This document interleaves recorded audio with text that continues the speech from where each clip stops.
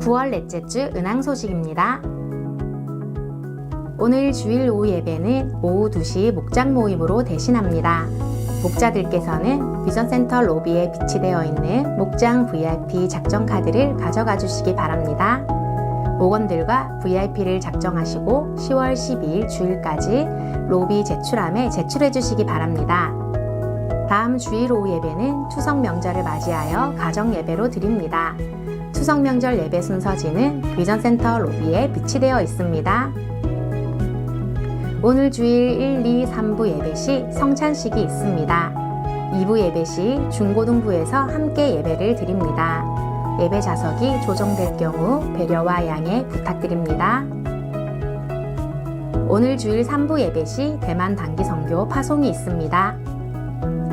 월삭 특별 새벽 기도회가 10월 1일 수요일 새벽 5시 30분에 있습니다.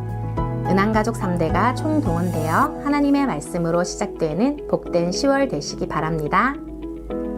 오늘 주일은 야베스 비전주일입니다. 국내외 선교, 비전센터 봉헌원금과 다가세 복지법인 후원을 위해 기도와 물질로 섬겨주시기 바랍니다. 청지기가 임명되었습니다.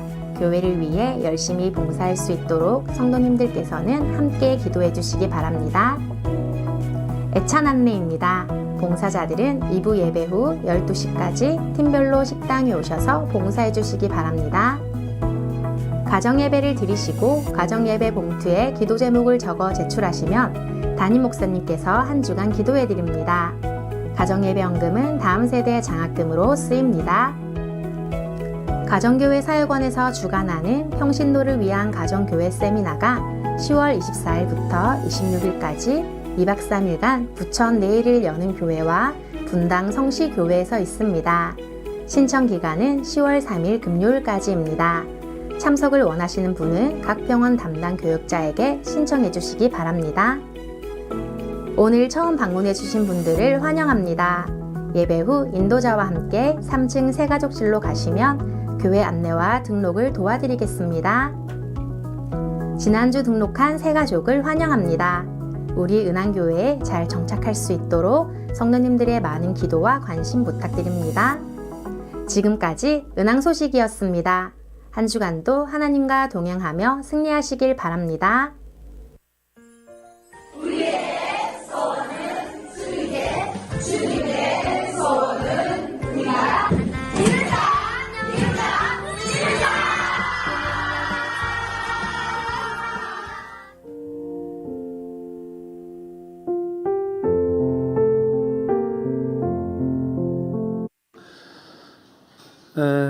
곧 우리 유민기 목사님 강구가 있겠습니다만 오후 예배 관련해서 오늘 성찬식에 중고등부 학생들이 같이 참석을 합니다. 그래서 우리 어른들 너무 당황하지 마시기 바랍니다.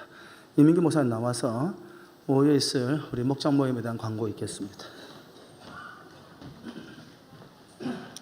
네, 반갑습니다. 네, 한 주간 잘 지내셨나요? 지난주 우리 초원연합 모임을 했는데요. 모이기에 힘쓰는 모습이 너무 보기 좋았습니다. 다들 너무 수고 많으셨고요. 지난주 각 초원별 사진과 영상은 교회 홈페이지에서 보실 수 있습니다. 그리고 오늘 영상 광고 이후에 보셨듯이 우리 4주간에 걸쳐서 각 평원에서 선정된 이 초원의 구호 동영상이 이 영상 광고 뒤에 나갑니다. 그래서 오늘부터 4주간 그렇게 영상이 함께 나갑니다. 그리고 오늘은 오후 예배 대신에 말씀드렸다시피 목장 모임으로 모입니다. 그래서 오늘 3부 예배 후에 식당에서 점심 식사하시고 오후 2시에 각 배정된 장소에서 목장 모임을 하시면 되겠습니다. 그리고 굳이 교회에서 안 하시고 가정으로 가셔서 목장 모임을 하셔도 되겠습니다. 사정상 오후 2시에 모이지 못하는 목장은 저희가 목장 모임을 하는 장소마다 다 붙여놨거든요. 어느 목장이 어느 공간에서 이렇게 목장 모임을 한다. 근데 오후 2시에 모이지 못하는 목장은 따로 부착하지는 않았습니다. 미리 공지해 드렸던 대로 그렇게 목장 모임 하시면 되고요.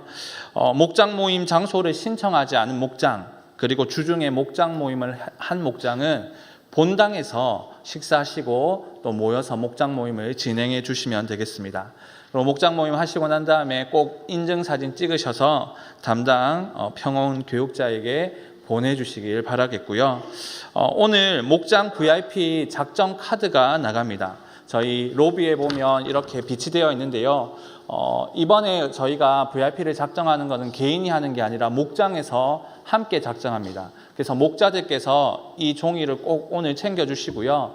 한 장에 10명을 작정할 수 있습니다. 그래서 목장에서 여러 장 목자들께서 챙겨가셔서 작정을 해주시면 되겠고요. 작정을 한 이후에 이 반은 보관용이고 반은 제출용입니다. 그래서 절취선을 따라서 잘라주셔서 이렇게 10월 12일까지 로비에 비치되어 있는 함에 넣어주시면 되겠습니다. 그런데 VIP를 작정할 때 한 가지 중요한 부분인데요. 우리가 늘 VIP를 작정하면 이 사람은 교회에 올 수 있겠다. 이 사람은 조금만 기도하고 하면 올 수 있겠다라고 생각하는 사람만 VIP를 작정하시면 안 됩니다. 내 주위에 예수 믿지 않는 사람, 교회 다니지 않는 모든 사람들이 우리의 VIP입니다. 그래서 그 모든 사람들을 이렇게 VIP로 작정해 주시고 우리가 함께 기도하면서 그들을 초청하려고 합니다. 그래서 이 VIP 작정 카드를 많이 챙겨 가셔야 됩니다. 그래서 목자들께서 꼭 챙겨 주시고 내 주변에 예수 믿지 않는 모든 사람들이 VIP이기 때문에 그렇게 함께 작정해 주시면 감사하겠습니다. 그렇게 10월 12일 날 작정서를 제출하신 이후에 4주 동안 저희가 그 VIP를 들고 순차적으로 기도를 할 겁니다. 기도 가운데 역사하시고 또 영혼을 구원하신 하나님의 역사를 함께 목도하는 우리 은한교회의 모든 성도들 되시기를 간절히 소망합니다. 네, 이상 광고 마치도록 하겠습니다.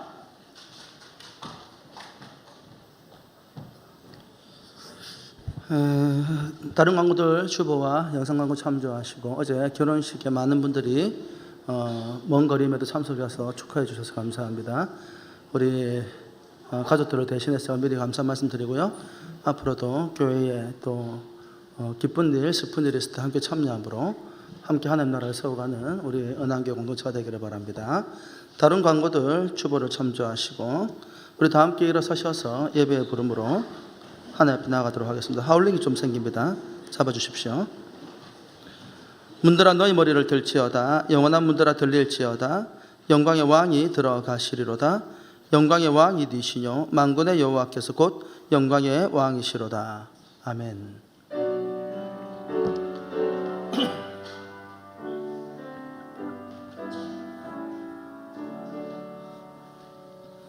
거룩 거룩 거룩 전능하신 주님 이른 아침 우리 주를 찬송합니다.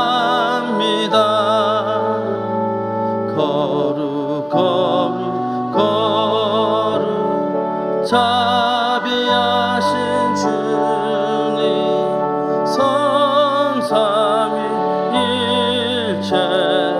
우리 주로다. 아멘. 이 시간 하나님 앞에 참회의 기도로 나가십시다. 하나님께서 죄 가운데에서 우리를 구원하셨습니다. 구원한 우리를 하나님의 백성, 주님의 자녀라고 불러주셨습니다. 그리고 세상이 빛이 되고 소금이 되어서 예수 그리스도의 복음을 전하는 삶을 살라. 그리고 그와 같은 삶을 통해 하나님께 영광을 돌리는 우리의 삶을 요구하셨습니다. 그러나 지난 한 주간의 우리의 삶은 어떻습니까? 주님이 우리를 부르시고 우리를 구원하시는 그 원래의 목적대로 하나님의 나라와 영광을 선포하는 삶을 사셨습니까? 아니면 하나님과 관계없이 육신의 정욕과 안목의 정욕과 이생의 자랑을 따라 사셨습니까? 누구든지 자신의 죄를 고백하며 미쁘시고 의로우셔서 우리를 모든 불의 가운데에서 깨끗하게 하시겠다 약속의 말씀을 주셨습니다. 믿고 철저하게 지난 한 주간 동안 지었던 죄를 회개함으로 오늘 우리가 드리는 이 예배가 하나님이 받으실 만한 예배가 될 수 있도록 우리가 믿음으로 나아가시겠습니다. 기도하겠습니다. 사랑과 충만하신 하나님 아버지, 믿음의 주 온전케 하시는 예수 그리스도를 바라봅니다. 우리를 죄와 사망의 권세 가운데 구원하여 불러주신 하나님, 우리가 하나님의 거룩한 나라의 복음을 위해서 하나님 나라의 건설 위에 부름을 받았습니다. 그 부르심 목적대로 살아가지 아니하고 눈앞에 있는 현실 가운데 자신의 욕망과 욕구를 떠나 살다가 하나님 죄 가운데 살았던 우리의 모습을 있음을 주 앞에 고백합니다. 이 시간 우리의 죄를 감추지 아니하고 회개할 때 성령께서 이들의 마음 가운데 임재하셔서 이들의 죄를 도말하시고 거룩하게 하사 이들의 드린 예배가 하나님 받으신 많은 예배 되게 하여 주옵소서. 감사드리며 예수 이름으로 기도드립니다. 아멘. 살아계신 하나님 아버지, 우리가 우리의 죄를 자백할 때 신실하신 하나님께서 우리의 죄를 도말하시고 우리가 드리는 이 예배를 받아주실 것을 믿으며 회개한 심령들마다 성령 하나님 역사하여 주셔서 이들의 죄를 도말하시고 거룩하게 하사 오늘 이들 입술과 생각과 삶과 마음으로 드리는 이 예배가 하나님이 받으실 만한 예배 되게 하여 주옵소서. 감사드리며 예수 이름으로 기도드리옵나이다. 아멘. 우리를 위해 죽으시고 다시 사신 우리 주 예수 그리스도께서 말씀하십니다. 나도 너를 정죄하지 아니하노니 다시는 죄를 범하지 말라. 이제 여러분의 죄는 용서되었고 평화가 있을 것입니다. 그 은혜 가운데 사도신경으로 우리의 신앙 고백을 하나님께 드리겠습니다. 우리는 무엇을 믿습니까? 나는 전능하신 아버지 하나님 천지의 창조주를 믿습니다. 우리는 무엇을 믿습니까? 나는 그의 유일하신 아들 우리 주 예수 그리스도를 믿습니다.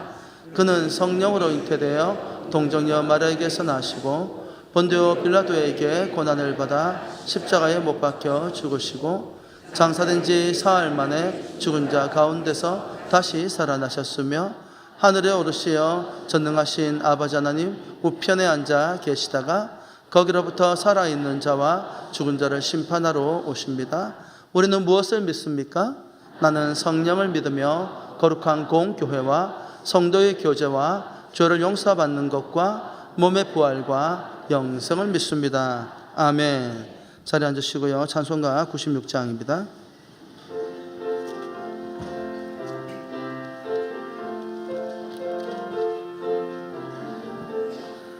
예수님은 누구신가?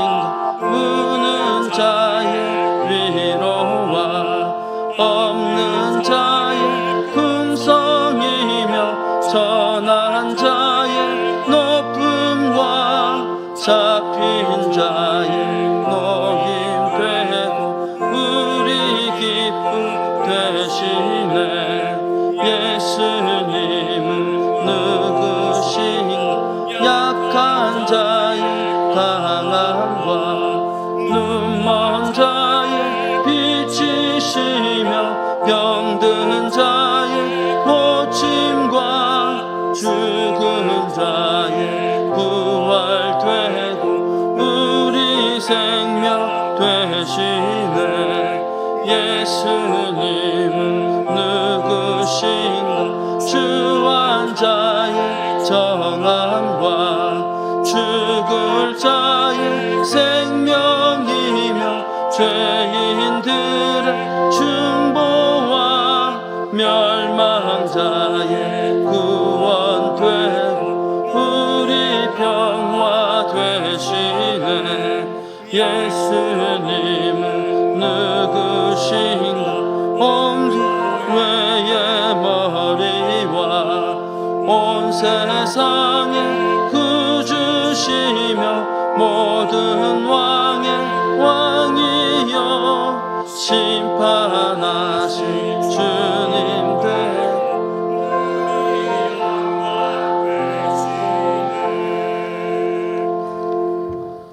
사랑과 은혜가 풍성하신 하나님 아버지, 예수 그리스도 십자가 보혈의 능력으로 저희들의 죄를 사하여 주시고 어둠에서 생명의 빛으로 인도해 주신 주님의 그 크신 은혜와 사랑을 감사합니다.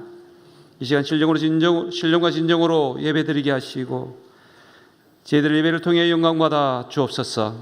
이 시간 예배를 통하여 성령님 저희들에게 말씀하여 주시고 주님을 만나는 은혜를 이 시간이 되게 하여 주시옵소서. 저희들의 연약함과 제약을 고백합니다. 말과 행함으로 때로는 생각으로 주님 뜻대로 살지 못하고 육신의 영역을 따라 세상의 가치를 추구하며 살 때가 많았음을 고백합니다. 저희들을 주님의 십자가 보혈로 정결케 하여 주옵소서. 타석이 늦은 우리의 신앙생활, 교만하고 이기적인 마음과 성품들을 고쳐주시고 새롭게 하여 주시옵소서. 세상 가운데 시험에 들지 않도록 깨어서 기도하는 자가 되게 하시고 세상의 빛과 소금으로 역할을 감당하며 말씀을 이끄는 대로 하루를 살아갈 수 있도록 인도해 주시옵소서. 역사를 주관하신 하나님 아버지, 지금까지 수많은 환난 속에서도 우리나라를 지켜주심을 감사합니다. 지금도 많은 위기와 어려움을 겪고 있는 우리나라를 불쌍히 여겨 주시옵소서. 이 땅에 하나님의 정의와 공의가 강물같이 흐르게 하시고 하나님의 은혜로 이 어려움을 이겨내고 정치, 경제, 사회, 문화 모든 분야에서 하나님 뜻이 이루어지게 도와주시옵소서. 주님께 부름받아 세계 곳에서 복음을 증거하는 우리 선교사님들에게 영육간의 강건함으로 늘 붙들어 주시고 선교 사역 가운데 때를 따라 도시는 하나님의 은혜로 충만하게 부어 주시옵소서. 우리 교회가 하나님이 원하시는 성경적인 교회를 이루게 하시고 거룩하신 하나님 나라 건설과 영원하여 제자 삼는 사명을 잘 감당해 나갈 수 있도록 도와주시고 인도해 주시옵소서. 목장 모임 가운데 축복하여 주시고 모든 성도들이 11월에 있을 VIP 초청 말씀 잔치를 위해 한 마음으로 기도하며 VIP를 만나고 섬기며 초청할 수 있도록 은혜를 다하여 주시옵소서. 특별히 12월 3일부터 9일까지 대만으로 단기 선교를 떠나는 우리 청년부 모든 팀원들이 주님의 사랑 안에서 하나가 되게 하시고 선교 사역 가운데 안전과 건강과 모든 길을 지켜 주시옵소서. 나눔과 헌신과 섬김을 통하여 만나의 복 주시고 모든 헌신과 섬김의 시간들이 합력하여 선을 이루게 하시고 하나님의 영광을 보게 하여 주시옵소서. 치유하신 하나님 아버지, 삶의 여러 가지 어려움과 고난 중에 있는 우리 성도들, 육신의 연약함으로 주님의 도우심을 간절히 구하는 우리 성도들의 주님의 능력의 손으로 만져주시고 치료하여 주시옵소서. 염려와 불안한 마음과 두려운 마음 사라지게 하시고 삶의 모든 자리마다 새 길을 열어주시며 믿음으로 끝까지 승리할 수 있도록 인도해 주시옵소서. 한 주간 동안 삶을 통하여 찬양으로 영광 올려드리며 이 시간 정석을 주며 찬양을 올려드리는 호산나 찬양대열 찬양을 통해 영광받아 주시옵소서. 저희 담임 목사님께 성령의 능력으로 더욱 간절히 붙들어 주시고 말씀 선포와 목양사역 가운데 성령 충만함과 각종 은사와 능력을 부어 주시옵소서. 저희 교회 공동체를 말씀과 사랑으로 잘 이끌어갈 수 있도록 주님께서 늘 동행하여 주시옵소서. 부교육자대로 같은 은혜를 부어주시고 맡은 부서와 사역 가운데 주님의 능력 안에서 풍성한 열매를 맺어갈 수 있도록 은혜 나려 주시옵소서. 이 시간 담임 목사님 저희들에게 말씀을 선포할 때에 성령의 기름을 부어주시고 선포되는 말씀마다 살아 역사하시는 능력이 나타나게 하여 주시옵소서. 말씀을 듣는 저희 모든 성도들의 마음밭이 옥토가 되게 하시고 주님의 뜻을 깨닫고 주님을 만난 은혜를 부어 주시옵소서. 오늘 또 여러 모양으로 예배를 섬기는 손길들 위해 주님의 크신 은혜로 함께해 주시고 영광받아 주옵소서. 이 모든 말씀 우리 주 예수 그리스도의 이름으로 기도드리옵나이다. 아멘.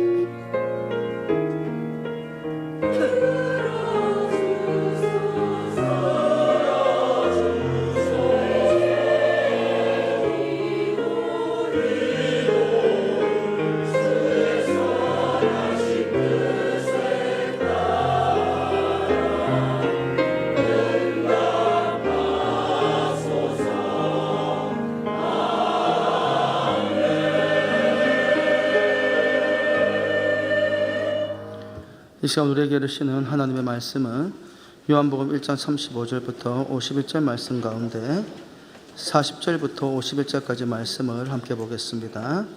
요한복음 1장 40절부터 51절까지 말씀입니다.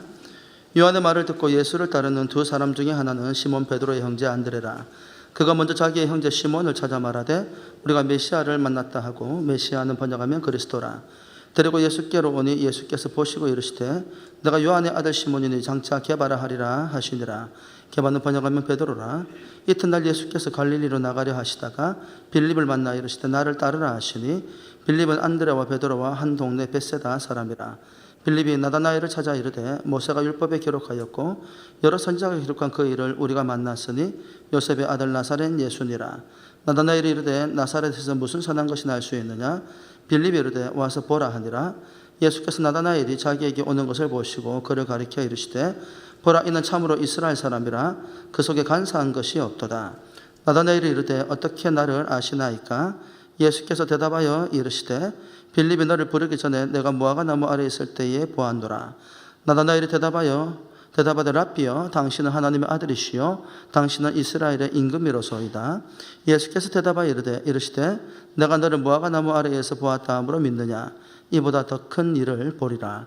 또 이르시되 진실로 진실로 너희에게 이르노니 하늘이 열리고 하나님의 사자들이 인자 위에 오르락내리락 하는 것을 보리라 하시니라. 아멘. 우리 앞뒤 좌우에 있는 분들에게 말씀의 능력을 경험합시다. 한 번 더 인사합시다. 영혼 구원하여 제자 삼으십시다. 이 시간 호산나 찬양대에서 찬양으로 하나님께 영광 돌리겠습니다.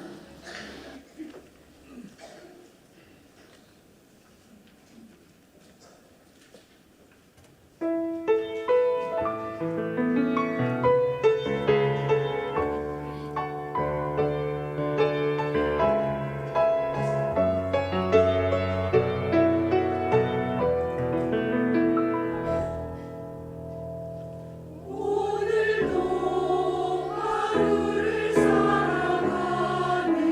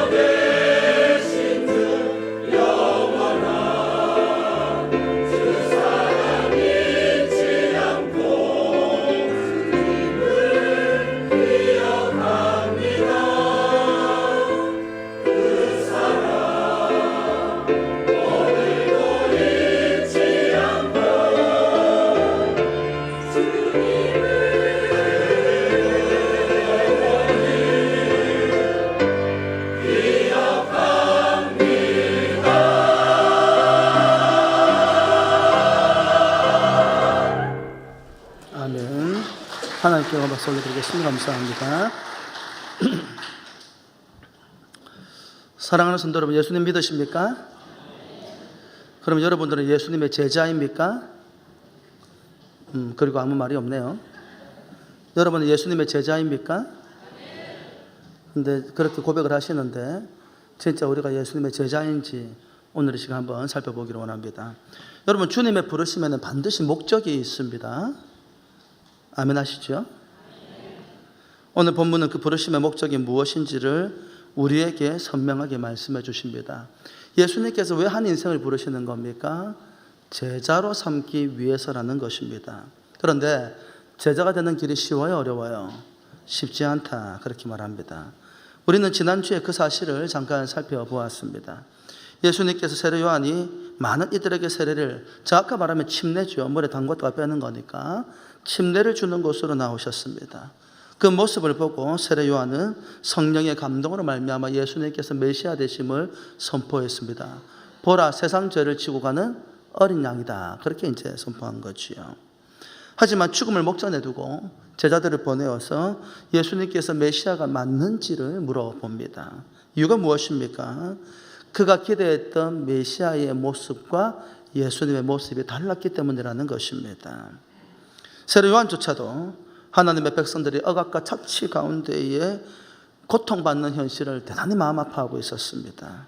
그래서 그 눈앞에 있는 현실로 인해서 그 역시 그들의 동족들처럼 현실의 고통으로부터 자유케 하실 메시아를 기다리고 있었다는 겁니다. 그러나 그가 만난 예수님의 모습은 자신들이 처한 현실의 고통으로부터 도무지 자유케 하실 그런 강력한 메시아로 보이지 아니하더라는 것입니다. 여러분, 성경은 이 땅에 오실 메시아의 모습을 이렇게 기록을 하고 있습니다. 이사야의 목소리를 통해 말씀하시죠. 이사야 53장 2절부터 3절, 쉬운 성경입니다. 우리 같이 한번 읽어보십시다. 시작. 그는 여호와 앞에서 부드러운 새싹처럼 메마른 땅에서 자라는 나무 줄기처럼 자라났다. 그에게는 아름다움도 없었고 우리의 눈길을 끌만한 위엄도 없었다. 그는 사람들에게 미움과 멸시를 받았으며 아픔과 고통을 많이 겪었다. 사람들은 그를 바라보려 하지도 않았다. 그는 미움을 받았고 우리 가운데 아무도 그를 귀하게 여기지 않았다. 여러분, 세례 요한, 그가 만난 예수님은 구약에 예언된 메시아의 모습 그대로였습니다. 그럼에도 불구하고 하나님께서 보내신 마지막 선지자인 세례 요한조차도 현실적인 자신의 바람으로 인해서 예수님의 메시아이심을 제대로 알아보지 못했다라고 성경은 이야기합니다. 사랑하는 성도 여러분, 기억하십시오. 현실에 대한 욕구가 크면 영적인 눈이 어두워집니다. 뭐라고요? 현실에 대한 욕구가 크면 영적인 눈이 어두워집니다. 그 결과 하나님의 약속이 우리 앞에서 이루어져도 제대로 보지 못하고 느끼지 못한다라는 겁니다. 오늘 본문에서 만난 제자들 역시 마찬가지입니다. 지난주에 살펴보았던 제자들의 모습을 떠올려 보시기 바랍니다. 세례 요한의 두 제자가 예수님에 대한 세례 요한의 말을 듣고 예수님을 찾아왔습니다. 그 중에 한 사람의 이름은 누구라고요? 베드로의 형제 안드레라고 나와 있죠. 안드레와 함께 예수님께 같이 나온 제자 이름은 성경에 나오지 않습니다. 그러나 크리스토톰이나 어거스틴이나 오린과 같은 교부들의 증언을 통해서 바로 그 제자가 이 책의 저자인 사도 요한으로 생각이 되어집니다. 그들은 예수님이 막연한 위대한 스승점으로 생각하고 찾아왔다가 예수님과의 대화와 교제를 통해서 예수님이 메시아이심을 알아보게 되었습니다. 그 결과가 무엇입니까? 안드레는 즉각 달려가 그의 형제인 베드로에게 복음을 전합니다. 그리고 베드로를 예수님께로 데리고 옵니다. 예수님은 안드레가 데려온 그의 형제 시몬을 보시고, 베드로의 원래 이름이 뭐라고요? 시몬이었죠. 베드로의 원래 이름이 뭐라고요? 시몬. 그 시몬을 보시고 뭐라고 이름을 바꿔주시냐면 게바. 게바는 아람어입니다. 아람어로 바위라는 뜻의 이름을 지어주십니다. 헬라로는 페트로스, 베드로라고 이렇게 불리게 되지요. 여러분, 베드로의 이름, 시몬이었던 이름에서 게바, 베드로로 이름을 바꾸어 주십니다. 여러분 성경 말씀해 보면 하나님께서 이름을 바꿔 주신다는 것은 인생의 전환점을 맞이했다라는 이야기입니다. 성경에 보면 하나님께서 이름 바꿔 주신 사람들 몇 명 있지요? 대표적인 인물이 누구예요? 아브라함을 아브라함, 사례를 사라. 그리고 특히 야복강가에서 씨름을 하다가 그 이름을 바꿔준 사람이 있죠. 누굽니까? 야곱이지요. 창세기 32장 24절부터 28절은 이렇게 기록을 하고 있네요. 제가 읽어드릴 때 눈과 귀와 마음으로 따라오시기 바랍니다. 야곱은 홀로 남았더니 어떤 사람이 날이 새도록 야곱과 씨름하다가 자기가 야곱을 이기지 못함을 보고 그가 야곱의 허벅지 관절을 치매 야곱의 허벅지 관절이 그 사람과 씨름할 때에 어긋났더라. 그가 이르되 날이 세려하니 나로 가게 하라. 야곱이 이르되 당신이 내게 축복하지 아니하며 가게 하지 아니하겠나이다. 그 사람이 그에게 이르되 내 이름이 무엇이냐? 그가 이르되 야곱이니이다. 그가 이르되 내 이름을 다시는 야곱이라 부를 것이 아니요 이스라엘이라 부를 것이니 이는 내가 하나님과 및 사람들과 겨루어 이겼음이니라. 여러분 야곱은 어떤 사람입니까? 태어나는 순간부터 자신이 형보다 먼저 태어나고 싶어가지고 형의 다리를 붙들고 태어났던 사람이 아닙니까? 그래서 야곱의 이름 뜻이 뭐예요? 붙잡다라는 뜻을 가지고 있거든요. 어린 시절부터 누구보다도 앞서고 싶어가지고 배에서 태어나는 순간부터 자기의 쌍둥이 형의 다리를 붙들고 태어났던 야곱. 그는 속이는 자였습니다. 장자의 명분을 얻기 위해서 어머니와 더불어서 아버지를 속였고요. 그의 삼촌 라반을 속였습니다. 그는 속이는 자였고 도망하는 자였고 다시 가족에게 돌아왔을 때 형에게 죽임을 당할까 봐 자신의 가족들을 먼저 보내는 비겁한 사람이었습니다. 이런 연약한 인생 야곱에게 하나님께서 친히 찾아오셨고 이스라엘이라는 이름을 주시고 그리고 야곱의 그 12자녀를 통해서 거대한 민족의 출발점이 되어주실 것을 말씀해 주셨습니다. 무엇을 보신 것입니까? 하나님께서 야곱 안에 있는 하나님을 향한 갈망. 축복은 오직 자신의 할아버지인 아브라함의 하나님, 아버지 이삭의 하나님만이 우리에게 축복을 주실 수 있는 유일한 하나님이라는 믿음이 있었기 때문입니다. 베드로에게도 이보다 더 특별한 만남은 없었을 것입니다. 빌립과 나다나엘도 마찬가지입니다. 예수님께서 먼저 빌립을 찾아가셨습니다. 요한복음 1장 43절부터 44절의 말씀입니다. 같이 읽어볼까요? 시작. 이튿날 예수께서 갈릴리로 나가려 하시다가 빌립을 만나 이르시되 나를 따르라 하시니 빌립은 안드레와 베드로와 한 동네 벳세다 사람이라. 여러분 이 말씀을 가만히 읽어보면 예수님께서 빌립과 얼마나 많은 시간을 교제했는지를 잘 알 수가 없습니다. 그런데 성경을 보면 아주 짧은 만남처럼 보입니다만은 그러나 빌립이 예수 그리스도를 메시아로 인정할 만큼 충분한 시간을 보내었음에 틀림이 없습니다. 어떻게 알 수 있습니까? 예수님과의 대화를 마친 빌립이 한 행동이 무엇입니까? 요한복음 1장 45절 쉬운 성경의 번역입니다. 우리 같이 읽어보십시다. 시작.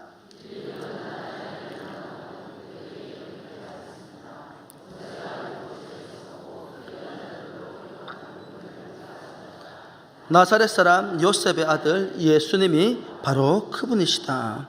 이에 대한 나다나엘의 반응이 무엇입니까? 빌립이 쫓아가가지고 나다나엘에게 야 나다나엘 내가 구약에 예언되어진 메시아를 만났어. 그분의 이름이 나사렛에서 태어나신 바로 자라나신 예수님이야. 그렇게 이야기를 했어요. 그때 나다나엘의 반응이 무엇입니까? 요한복음 1장 46절 말씀에 이렇게 기록하고 있지요. 같이 읽어볼까요? 시작. 나다나엘이 이르되 나사렛에서 무슨 선한 것이 날 수 있느냐? 빌립이 이르되 와서 보라 하니라. 여러분 나다나엘은 나사렛이라는 동네를 누구보다도 잘 알고 있는 사람으로 보여집니다.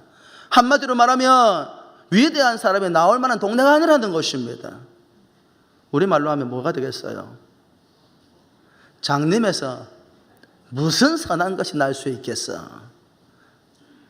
딱 기분 나빠지 않는 사람들 보니까 장님에 사는 애들 별로 없네, 내 보니까.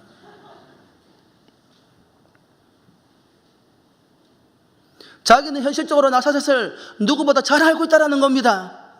근데 그런 나사렛이라는 동네에서 뭔가 특별한 사람이 나올 수 없다, 그렇게 생각을 한 것입니다. 그러나 예수님은 나다나엘을 아셨고 그를 제자로 삼기 원하셨습니다. 요한복음 1장 47절부터 48절에 이렇게 말씀하고 계시죠. 같이 읽어볼까요? 시작. 예수께서 나다나엘이 자기에게 오는 것을 보시고 그를 가리켜 이르시되 보라, 이는 참으로 이스라엘 사람이라 그 속에 간사한 것이 없도다. 나다나엘이 이르되 어떻게 나를 아시나이까? 예수께서 대답하여 이르시되 빌립이 너를 부르기 전에 내가 무화과 나무 아래에 있을 때에 보았노라. 그렇게 말씀하십니다. 나다나엘이 무화과 나무 아래 있을 때부터 보았다. 그렇게 말씀하셨습니다. 여러분, 무화과 나무가 무엇입니까? 무화과 나무는 이스라엘 당시에 성경적 관점에서 볼 때 자신의 나라, 조국을 상징하는 나무였습니다. 유대 랍비들은 종종 무화과 나무 아래에서 율법을 연구하거나 가르쳤으며 자신들이 처한 이 나라의 현실과 고통을 위해서 하나님께 간절히 기도하는 장소이기도 하였습니다. 예수님은 나다나엘이 무화과 나무 아래에서 진심으로 하나님의 말씀을 묵상하면서 이스라엘의 구원과 메시아를 통한 구원을 갈망하는 사람이라는 사실을 이미 알고 계셨습니다. 그래서 그에게 뭐라고 말씀하셨습니까? 간사한 것이 없다. 자기 개인적인 욕망을 위해서 일하는 사람이 아니라 정말로 순수하게 하나님의 나라와 영광을 위해서, 그리고 주님의 도래를 통하여서 이 땅 가운데 고통받는 모든 이들이 해방되기를 바라는 진정한 이스라엘 백성이었다는 겁니다. 나다나엘은 예수님께서 자신의 속을 꿰뚫어 보시는 것과 누구에게도 알리지 아니하고 무화과 나무 아래에서 하나님의 나라를 묵상하고 있던 자신을 알고 있는 그 주님을 바라보면서 지난주에 살펴보았던 수가성 여인처럼 깜짝 놀라고 말았습니다. 그리고 이렇게 고백을 하지요. 요한복음 1장 49절의 말씀입니다. 같이 읽어볼까요? 시작. 나다나엘이 대답하되 랍비여, 당신은 하나님의 아들이시요 당신은 이스라엘의 임금이로소이다. 예수님을 만났던 안드레, 베드로, 빌리, 나다나엘, 이들 모두가 예수님과의 교제를 통해서 예수님이 누구이신 것을 메시아이심을 알아보았습니다. 사랑하는 성도 여러분, 여러분에게도 예수 그리스도가 여러분의 메시아가 맞습니까? 여러분의 구원자가 맞습니까? 주님께서는 그들이 주님의 제자로서 새로운 역사를 이루어 가실 것을 암시해 주셨습니다. 그래서요, 예수님을 만난 제자들은 도대체 이 나다나엘과 안드레와 빌립과 베드로는 예수님 만나고 난 다음에 어떻게 되었을까요? 즉각 제자가 되었을까요? 마태복음의 기록입니다. 마태복음 4장 18절부터 20절 말씀입니다. 같이 읽어볼까요? 시작. 갈릴리 해변에 다니시다가 두 형제 곧 베드로라 하는 시몬과 그의 형제 안드레가 바다에 금을 던지는 것을 보시니 그들은 어부라 말씀하시되 나를 따라오라 내가 너희를 사람을 낚는 어부가 되게 하리라 하시니 그들이 곧 그물을 버려두고 예수를 따르니라. 여러분, 굉장히 단순하게 기록이 되어져 있었습니다마는 안드레와 베드로와 나다나엘과 빌립이 예수님을 만나고 난 다음에 즉각적으로 제자가 되지 못한 모습인 것을 우리에게 보여주고 있습니다. 누가복음에는 왜 그들이 예수님을 따랐는지에 대한 상세한 기록이 나와 있죠. 누가복음 5장 1절부터 11절의 말씀입니다. 제가 읽어드릴 때 눈과 귀와 마음으로 따라오시기 바랍니다. 무리가 몰려와서 하나님의 말씀을 들을새 예수는 게네사렛 호숫가에 서서, 게네사렛 호숫가는 갈릴리 호수를 이야기합니다. 호숫가에 배 두 척이 있는 것을 보시니 어부들은 배에서 나와서 그물을 싣는지라. 예수께서 한 배에 오르시니 그 배는 시몬의 배라. 육지에서 조금 떼기를 청하시고 앉으사 배에서 무리를 가르치시더니 말씀을 마치시고 시몬에게 이르시되, 이때 시몬은 누구예요? 베드로가 말씀드렸지요. 깊은 데로 가서 그물을 내려 고기를 잡으라. 시몬이 대답하여 이르되 선생님, 우리들이 밤이 새도록 수고하였으되 잡은 것이 없지만은 말씀에 의지하여 내가 그물을 내리리이다 하고, 그렇게 하니 고기를 잡은 것이 심히 많아 그물이 찢어지는지라. 이에 다른 배에 있는 동무들에게 손짓하여 와서 도와달라 하니 그들이 와서 두 배의 처음에 잠기게 되었더라. 시몬 베드로가 이를 보고 예수의 무릎 앞에 아래에 엎드려 이르되 주여, 나를 떠나소서, 나는 죄인이로소이다. 하니 이는 자기 및 자기와 함께 있는 모든 사람이 고기 잡힌 것으로 말미암아 놀라고 세베대 아들로서 시몬의 동업자인 야고보와 요한도 놀랐습니다. 예수께서 시몬에게 이르시되 무서워하지 말라. 이제후로는 내가 사람을 취하리라 하시니 11절 말씀 같이 읽어볼까요? 시작. 그들이 배를 육지에 대고 모든 것을 버려두고 예수를 따르느니라. 베드로와 안드레와 요압, 빌립, 나다나엘 그들 모두 그들을 제자로 삼기 위해서 그들을 찾아오신 예수님을 만났습니다. 여러분 기억하십시오. 구원은 우리의 의지나 노력의 문제가 아니라 하나님의 자비와 은혜입니다. 우리가 예수님을 찾아가기 전에 누가 먼저 우리를 찾아오신 거예요? 예수님께서 우리를 찾아와서 만나 주셨기 때문에 우리가 예수를 믿는 것입니다.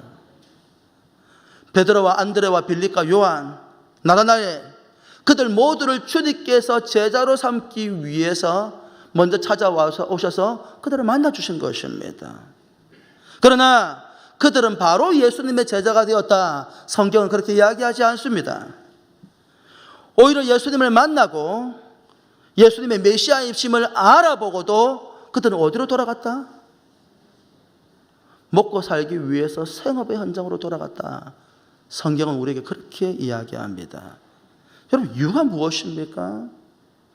인류 역사상 모든 이스라엘 백성들이 그렇게 간절히 고대하고 기다렸던 그 메시아 구원자를 그들이 만났음에도 불구하고 그리고 그들을 부르시는 예수님의 음성을 듣고도 주님을 따르지 아니하고 삶의 현장, 생업의 현장으로 돌아간 이유가 무엇입니까?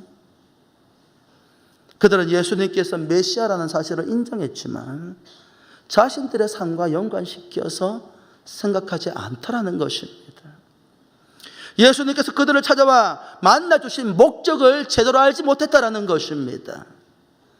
메시아가 오시며 억압과 고통으로부터 자유하게 하실 것이라는 막연한 기대를 가지고 있었습니다만은 그런 나라가 어떻게 이루어지는지 그리고 그런 나라를 위해서 자신들의 역할이 무엇인지를 고민해 보지 않았다라는 것입니다. 이유가 무엇입니까?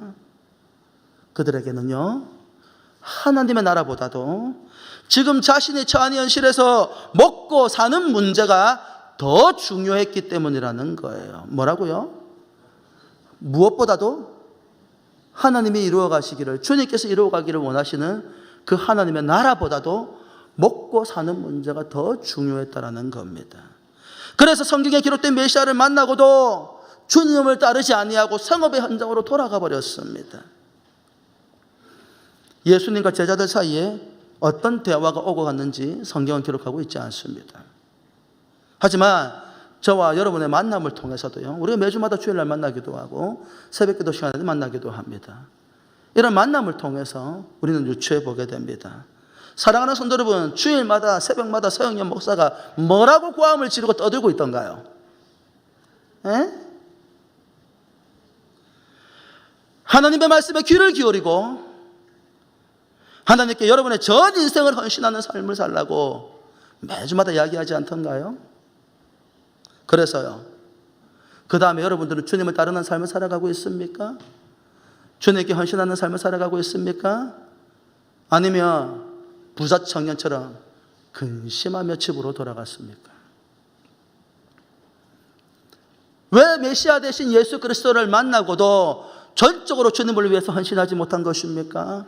아마 이 두 가지 이유가 아닐까 싶습니다. 첫 번째는 무엇인가 하니, 앞에도 여러분에게 말씀을 드렸습니다마는 주님보다 현실이 크게 보이면 주님의 제자가 되지 못합니다.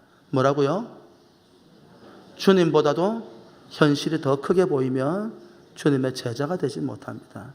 두 번째는 이것일 겁니다. 여러분, 주님을 따르는 제자의 삶은 여러분의 전 인생을 건 모험이기 때문입니다. 뭐라고요? 여러분, 예수를 따르는 삶은요, 우리의 전 인생을 건 모험입니다. 지난주 한 주 동안 우리는 여호수아의 말씀을 묵상하며 나눴던 이야기들이 있지요. 어제도 다루었던 내용입니다.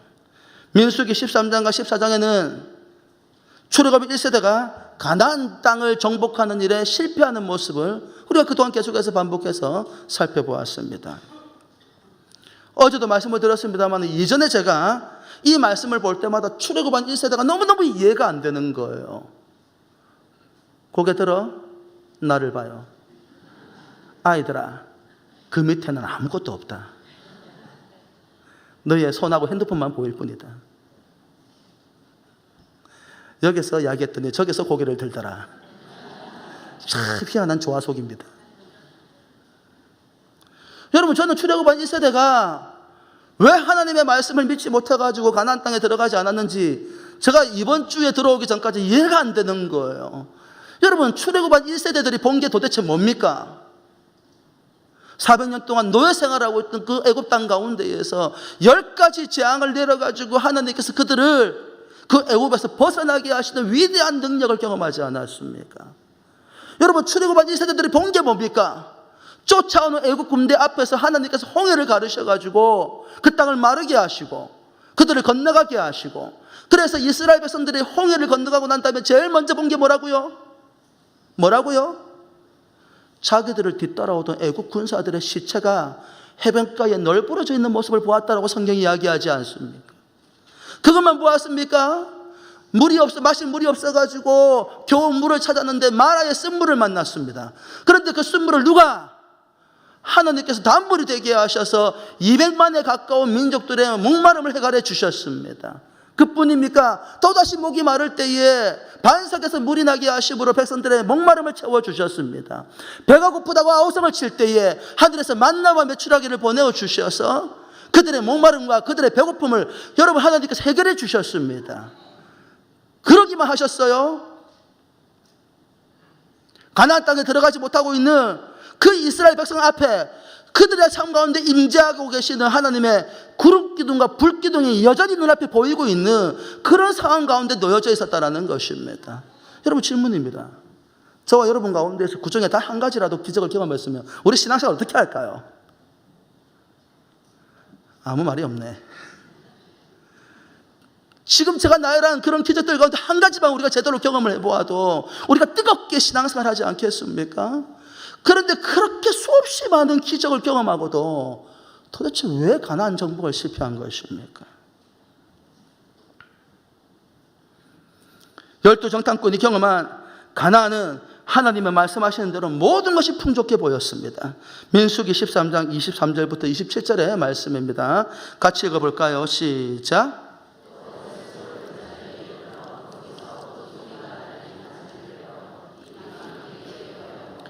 또 석류와 무화과를 따니라. 이스라엘 자손이 거기서 포도를 베었으므로 그곳을 에스골 골짜기라 불렀더라. 40일 동안 땅을 정탐하기를 마치고 돌아와 바람 광야 가데스에 이르러 모세와 아론과 이스라엘 자손의 온 회중에게 나와 그들에게 보고하고 그 땅의 과일을 보이고 모세에게 말하여 이르되 당신이 우리를 보낸 땅에 간즉 과연 그 땅에 젖과 꿀이 흐르는데 이것은 그 땅의 괄이니이다. 여러분, 포도송이가 얼마나 컸는지 장정 두 사람이 나무에 끼어가지고 메고 왔답니다. 제가 자료를 쭉 찾아보니까 장정 두 사람이 메고 올 정도의 무게면 최소한 몇 킬로 정도 돼야 될까요? 여러분, 우리가 10킬로요? 10킬로를 장정 두 사람이 메고 다녀요?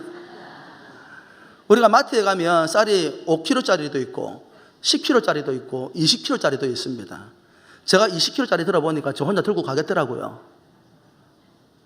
그러니까 자료를 찾아보니까 최소한 두 사람이 메고 빨리 나와야 되니까 메고 올 정도면 20킬로 정도 되는 포도의 송이랍니다. 포도 한 송이가 몇 킬로라고요? 20킬로. 그래서 탈무드와 미시라시 같은 책들을 보면 뭐라고 나와 있냐면 포도송이의 알 하나가 사람 머리통만 하더라. 좀 과장된 표현일 수도 있겠습니다만 무슨 말입니까? 가나안 땅이 하나님 말씀하시는 대로 정말 비옥한 땅이 맞더라는 것입니다. 그래서 이스라엘 백성들이 내린 결론이 무엇인데요? 민수기 13장 31절부터 33절의 말씀입니다. 같이 읽어보십시다. 시작. 그와 함께 올라갔던 사람들은 이르되 우리가 능히 올라가서 그 백성을 치지 못하리라. 그들은 우리보다 강하니라 하고 이스라엘 자손 앞에서 그 정탐한 땅을 악평하여 이르되 우리가 두루다니며 정탐한 땅은 그 거주민을 삼키는 땅이요 거기서 본 모든 백성은 신장이 장대한 자들이며 거기서 네피림 보손이 아낙 자손의 거인들을 보았나니 우리는 스스로 보기에도 메뚜기 같으니 그들이 보기에도 그와 같았을 것이니라. 여러분, 이스라엘 백성들이 볼 때에 가나안 땅에 들어가는 것은 제가 새벽에도 말씀을 드렸습니다마는 살든지 죽든지 둘 중에 하나였다라는 것입니다. 뭐라고요?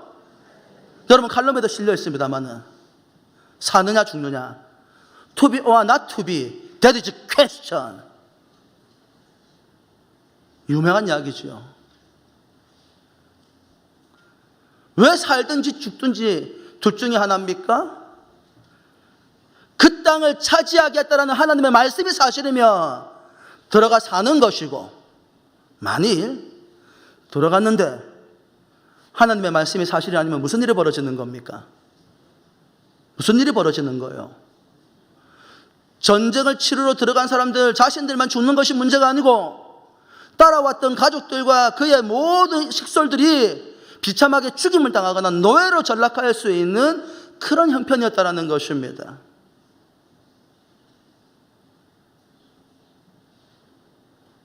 (430년간) 노예 생활을 하고 왔는데 하나님이 약속하신 땅에 들어가서 이 전쟁에 패배하게 되어지면 자기들은 죽임을 당하게 될 것이고 자신의 식솔들은 노예로 전락해버릴 상황이 되었다는 것입니다. 그래서 그들이 한 행동이 무엇입니까? 민수기 14장 1절부터 4절에 이렇게 말을 하지 않습니까? 읽어보십시다. 시작. 온 회중이 소리를 높여 부르짖으며 백성이 밤새도록 통곡하였더라. 이스라엘 자손이 다 모세와 아론을 원망하며 온 회중이 그들에게 이르되 우리가 애굽 땅에서 죽었거나 이 광야에서 죽었으면 좋았을 것을 어찌하여 여호와가 우리를 그 땅으로 인도하여 칼에 쓰러지게 하려 하는가? 우리 처자가 사로잡히리니 애굽으로 돌아가는 것이 낫지 아니하랴. 이에 서로 말하되 우리가 한 지휘관을 세우고 애굽으로 돌아가자 하매. 430년간 애굽의 노예 생활을 하면서 하나님, 우리의 조상 아브라함, 우리의 조상 이삭, 우리의 조상 야곱에게 가나안 땅을 차지하겠다고 약속의 말씀을 주지 않으셨습니까? 그런데 우리가 노예 생활을 하고 있습니다. 하나님, 우리를 노예 생활에서 해방하셔서 하나님의 약속한 땅으로 가게 해주십시오. 그때 하나님께서 모세를 보내어 주셔서 430년간 노예 생활을 하고 있던 이스라엘 백성들을 10가지 재앙과 홍해를 가르는 기적을 통해서 자유케 하지 않으셨습니까? 그런데 가나안 땅에 정탐을 가보니 거기 누가 있어? 포도송이만 큰 것이 아니라 자신들이 싸워서 감당할 수 없을 정도로 굉장히 큰 거인족들, 아낙 자손들이 있다는 것입니다. 현실에 대한 그들의 이성적이고 합리적이고 냉정한 판단이 하나님의 말씀을 신뢰하는 사는 쪽이 아니라 불신하여 죽는 쪽으로 결론을 내리더라는 것입니다. 사랑하는 성도 여러분, 믿음으로 사는 것, 말씀대로 순종하는 것은 결코 쉬운 선택이 아닙니다. 우리의 이성과 우리의 합리적인 판단으로 볼 때 절대 이길 수 없을 것 같은 현실이 항상 우리 앞에 놓여져 있기 때문입니다. 그런데 하나님께서 뭐라고 말씀하세요? 들어가라. 들어가면 돼. 우리의 이성은 뭐라고 이야기합니까? 어라? 들어가면 죽을 것 같은데. 다시 말씀드릴까요? 믿음으로 사는 것, 말씀대로 순종하는 것은 결코 쉬운 선택이 아닙니다. 왜 쉽지 않습니까? 눈에 보이는 현실이 있기 때문입니다. 사랑하는 성도 여러분, 믿음은 한 알의 씨앗이 땅에 떨어지는 것과 같습니다. 한 알의 씨앗이 땅에 떨어지면 제일 먼저 무슨 일이 벌어집니까? 흙에 묻히지요. 여러분, 흙에 묻히는 게 뭐처럼 보여? 죽음처럼 보입니다. 생명력 있는 씨앗을 땅에 떨어뜨리는데 흙에 묻힙니다. 그래서 죽은 것처럼 보여집니다. 그리고 그 흙에 묻혀있는 씨앗은 껍질이 썩어서 사라지기 시작을 합니다. 그런 과정을 가만히 들여다보면 마치 한 생명이 죽는 것처럼 보입니다. 그런데 그 하늘의 씨앗이 땅에 떨어져 묻히고 썩어 없어지는 그 과정을 겪지 않으면 결코 싹이 나서 열매를 맺지 못한다는 것입니다. 그래서 주님께서 이렇게 말씀하지 않으십니까? 요한복음 12장 24절의 말씀입니다. 같이 읽어볼까요? 시작. 내가 진실로 진실로 너희에게 이르노니 한 알의 밀이 땅에 떨어져 죽지 아니하면 하늘 그대로 있고 죽으면 많은 열매를 맺느니라. 우리 눈으로 보는 현실의 껍질을 죽어 없애지 않으면 우리는 그 껍질에 사여, 그 현실이라는 껍질에 사여서 누구를 보지 못한다? 하나님이 하시는 위대한 일을 보지 못한다라는 것입니다. 이스라엘 백성들은 자신들의 눈으로 보고 삶으로 경험한 그 위대하신 하나님의 역사를 자신들의 신앙으로 승화시키지 못했습니다. 그 놀라운 역사가 개개인의 믿음과 공동체의 믿음을 성장시키는 방편이 되지 못했다는 것입니다. 이유는 무엇입니까? 그들의 관심사는 하나님과 하나님의 뜻이 아니라 개개인의 더 나은 삶을 소망했기 때문이라는 것입니다. 그래서 하나님의 따르는 이유도 자신들의 개인적인 욕망을 이루는 도구로 생각을 한 것입니다. 어떻게 할 수 있어요? 여러분, 이스라엘 백성들이 광야에 나갔을 때에 배가 고프다고 아우성을 치지 않았습니까? 그렇죠? 목이 마르다고 아우성을 치고 먹을 것이 없어서 굶주려가지고 아우성을 쳤습니다. 자, 질문입니다. 이스라엘 백성들에게 먹을 것이 없었을까요? 430년 동안 노예로 살았으니까 나왔을 때 아무런 재산이나 소유가 없었을까요? 아닙니다. 성경은 우리에게 전혀 다른 이야기를 합니다. 그들에게는 많은 양과 소와 가축대가 있었다. 출애굽기 12장 37절부터 38절의 말씀입니다. 같이 읽어볼까요? 시작. 이스라엘 자손이 람셋을 떠나서 숫곳에 이르니 유아 외에 보행하는 장정이 60만 가량이요 수많은 잡족과 양과 소와 심히 많은 가축이 그들과 함께 하였으며. 여러분, 놀랍게도 이스라엘 백성들에게는 셀 수 없는 수없이 많은 양과 소와 가축대가 있었다, 그렇게 이야기합니다. 강야를 지나가는 가운데에서 공동체가 배고픔의 위기를 맞았습니다. 근데 놀랍게도 그들 가운데 그 누구도 자신이 소유로 가지고 있는 것을 헌신해서 그 배고픔을 채워주려고 하지 않았습니다. 왜요? It's mine. 그건 내 거니까. 내 소유니까. 개인의 재산을 함께 공유하고 나누는 것을 내 개인 재산의 손실로 생각하더라는 것입니다. 그들은 자신들의 소유를 나눔으로써 공동체의 어려움을 해결하는 것을 거부해버렸습니다. 그리고 모든 것을 상실할 수밖에 없는 그 현실에 대해서 원망하고 불평했습니다. 그러면 질문입니다. 430년 동안 노예로 살았던 그 이스라엘 백성들에게 어떻게 그 많은 가축대가 있었을까요? 여러분, 놀라운 사실은 이스라엘 백성들이요, 애굽에 나왔을 때 가축대만 있었던 게 아니죠. 뭐도 있었어요? 금은 보화도 있었습니다. 어떻게요? 이스라엘 백성들 빨리 나가라고 애굽 사람들이 자기들이 가지고 있는 금은 보화와 가축들을 왕 몰아준 겁니다. 누구의 은혜입니까? 하나님의 은혜입니다. 놀랍게도 그들이 가지고 있는 수없이 많은 금은 보화, 그들이 가지고 있는 모든 소유들 가운데 그 어떤 것도 자신들의 수고로 노력으로 얻은 것이 하나도 없더라는 거예요. 여러분, 성경이 우리에게 뭘 말하고 있냐면 우리가 삶을 살아가면서 우리가 가지고 있는 것들이 있죠. 그거 우리 거 아니라는 거예요. 누가 우리에게 베풀어 주시는 하나님의 은혜라는 거예요. 하나님께서 베풀어 주신 은혜로 우리에게 주어진 것이라는 거예요.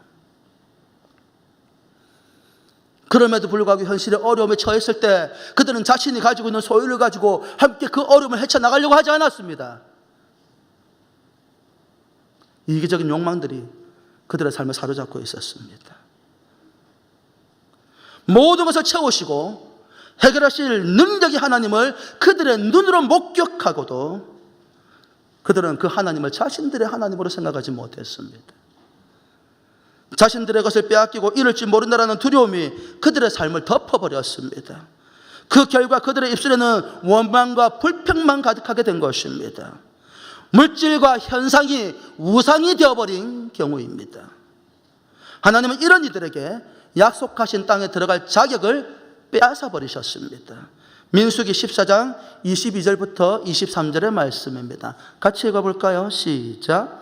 내 영광과 애국과 광야에서 행한 내 이적을 보고서도 이같이 10번이나 나를 시험하고 내 목소리를 청종하지 아니한 그 사람들은 내가 그들의 조상들에게 맹세한 땅을 결단코 보지 못할 것이요 또 나를 멸시한 사람은 한 사람도 그것을 보지 못하리라.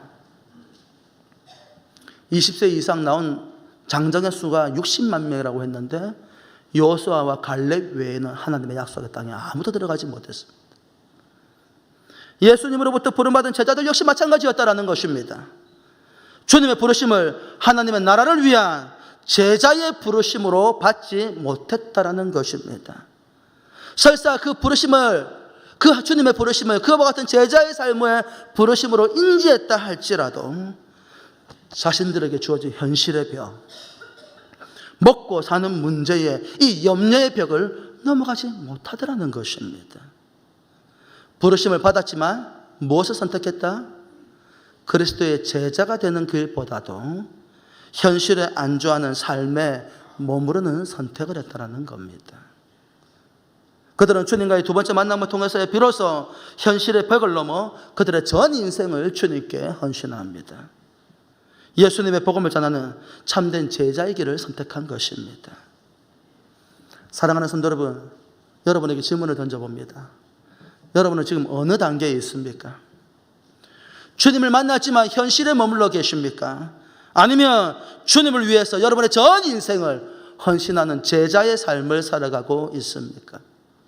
1번, 주님을 만났으나 현실에 머물러 있다. 2번, 주님을 위해서 내 전 인생을 헌신하고 있다. 제자의 삶을 살아가고 있다. 자, 1번, 2번 몇 번?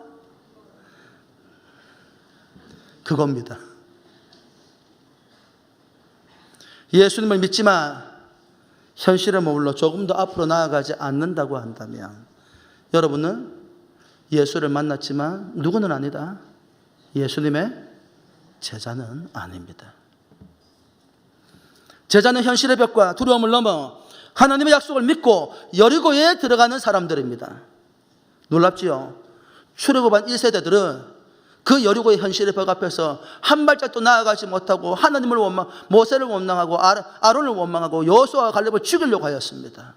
하지만 출애굽한 2세대들은요 정말 말 같지도 않은 황당한 명령에도 그대로 순종을 합니다. 요단강을 지나서 여리고성을 무너뜨릴 때 어떻게 무너뜨렸어요? 하루에 한 바퀴씩 돌고 7째 되는 날 7번 돌고 양강나팔과 고함을 왁 찔러라. 잘도 무너지겠다. 그런데 조금도 의심하지 아니하고 너무 황당한 명령인데도 불구하고 하나님께서 하실 일을 믿고 그 말씀대로 순종했더니 무슨 일이 벌어졌어요? 5,000년의 역사 가운데 아직도 그 흔적이 남아있는 그 견고하던 여리고성이 와르르 무너지더라는 것입니다. 제자는 현실의 벽과 두려움을 넘어서 하나님의 약속하신 걸 믿고 주님께서 가라 하시면 눈앞에 보이는 현실이 어떠하든지 간에 제자로서 나아가는 사람들입니다. 주님의 부르심의 사명의 자리에서 나를 구원하신 목적을 깨닫고 하나님의 나라의 건설을 위해서 헌신하는 사람들이 제자입니다. 여러분 기억하십시오. 저와 여러분 모두가 현실에 주어진 현실에 안주하며 살아가라 우리를 부르신 것이 아니라는 사실입니다. 주님은 저와 여러분 모두가 영혼 구원하여 제자 삼는 일을 위해서 우리를 구원하시고 불러주셨습니다. 이 사실을 믿으시기 바랍니다. 저는 지난주에 주보 목장 모임 현황을 살펴보았습니다. 많은 분들이 모이기에 힘을 쓰지만 적지 않은 목장들이 모이지 않는 모습도 보았습니다. 여러 가지 형편들이 있죠. 정말 열심히 모이고 싶은데 삶의 형편들이 그만하지 못해서 모이지 못하다면 여러분들의 사정도 안 있겠습니까? 하지만 여러분 기억하십시오.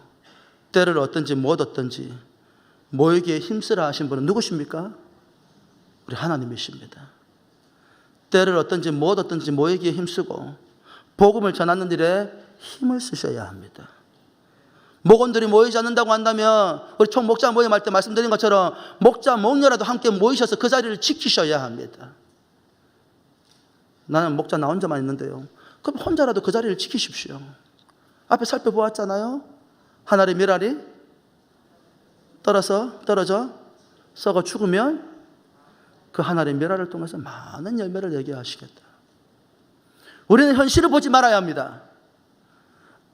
연약하고 나약한 나 같은 사람 한 사람을 통해서도 위대한 일을 행하실 그 하나님을 바라보아야 하는 것입니다. 목자 혼자만이라도 그 시간을 지키시고 주님과 교제하셔야 합니다. 우리 사랑하는 성도 여러분, 여러분들은 하나님의 나라와 영광을 위해서 영혼 구원하여 제자 삼는 주님의 제자로 부르심을 받았습니다. 그렇다면 여러분 주님의 말씀을 기억하시기 바랍니다. 마태복음 18장 18절부터 20절 말씀입니다. 같이 읽어볼까요? 시작.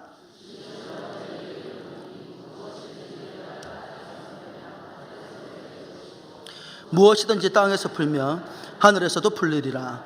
진실로 다시 너희에게 이르노니 너희 중에 두 사람이 땅에서 합심하여 무엇이든지 구하면 하늘에 계신 내 아버지께서 그들을 위하여 이루게 하시리라. 두세 사람이 내 이름으로 모인 곳에는 나도 그들 중에 있느니라. 아니 나 혼자 다니면 주님은 나와 함께 계시지 않나요? 지금 그 이야기가 아니죠. 두세 사람이 하나님의 나라와 복음을 위해서 모일 때에 강력한 하나님의 능력, 주님의 역사를 경험하게 된다는 거 아닙니까? 말씀을 정리해 볼까요? 사랑하는 성도 여러분, 주님의 제자가 된다는 것은 무엇입니까? 기억하십시오. 앞서 말씀드린 것처럼 주님보다 현실이 커 보이면 우리는 제자의 삶을 살아갈 수가 없습니다. 사랑하는 성도 여러분, 여러분의 삶은 무엇이 더 커 보입니까? 현실입니까? 아니면 주님이십니까?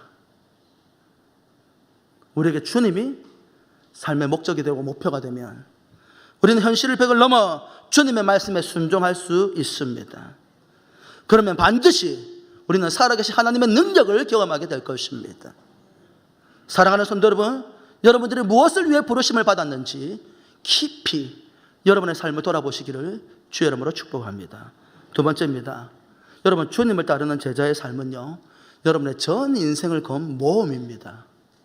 여러분, 애중중하게 살지 마세요. 어차피 마찬가지입니다. 성경에 말씀하시고 우리가 믿는 바대로 예수님이 우리의 구원자시고 하나님이 살아계시지 않는다고 한다면 어차피 저와 여러분들은 쫄딱 망했습니다.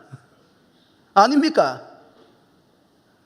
하나님이 살아계시지 않는다면, 예수님이 우리 인생의 구원자이시고 주인이 아니라고 한다면 뭐 하려고 여기 나와 있습니까? 그렇지 않나 친구들?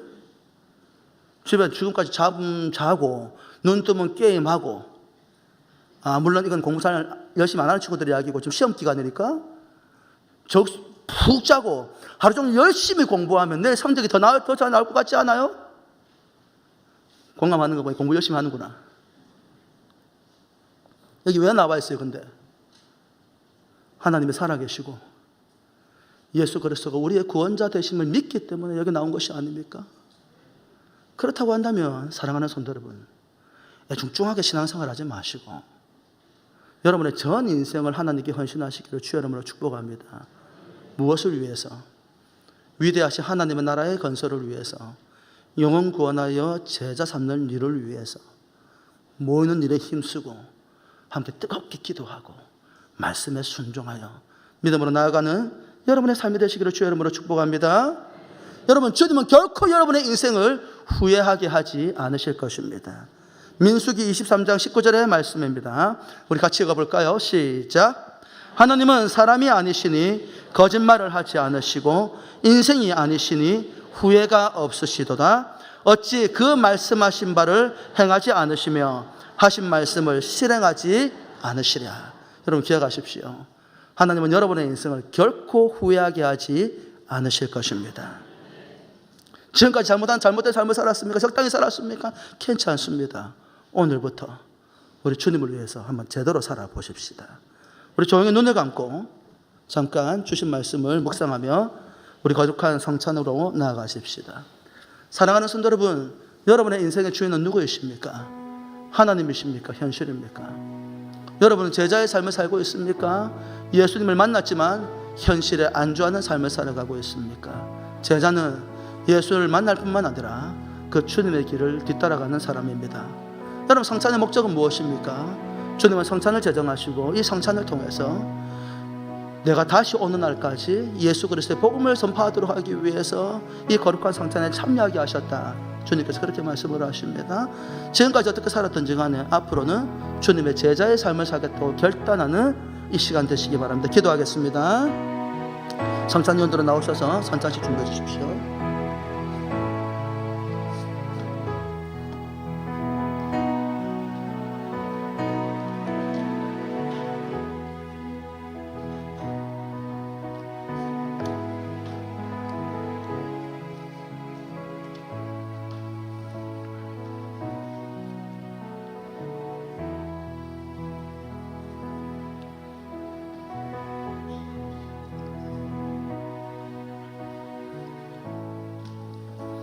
성찬 앞에 주시는 하나님의 말씀은 고린도전서 11장 23절부터 29절의 말씀입니다.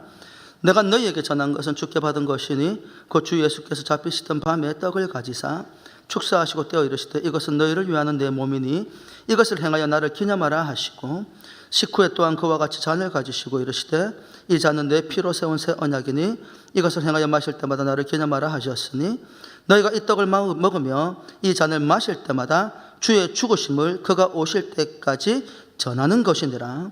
그러므로 누구든지 주의 떡이나 잔을 합당하지 않게 먹고 마시는 자는 주의 몸과 피에 대하여 죄를 짓는 것이니라. 사람이 자기를 살피고 그 후에야 이 떡을 먹고 이 잔을 마실지니 주의 몸을 분별하지 못하고 먹고 마시는 자는 자기의 죄를 먹고 마시는 것이니라. 우리는 분명한 신앙 고백의 기준을 세례와 입교로 가지고 있습니다. 세례와 입교를 한 교인들의 삶의 부르심의 목적은 무엇입니까? 오늘 26절 말씀에 너희가 이 떡을 먹으며 이 잔을 마실 때마다 주의 죽으심을 그가 오실 때까지 전하는 것이 우리의 부르심의 사명이라는 것입니다. 다른 목적이 없습니다. 이것이 제자의 삶입니다. 우리는 그동안 이 제자의 삶에 초점을 맞추고 살아왔습니까?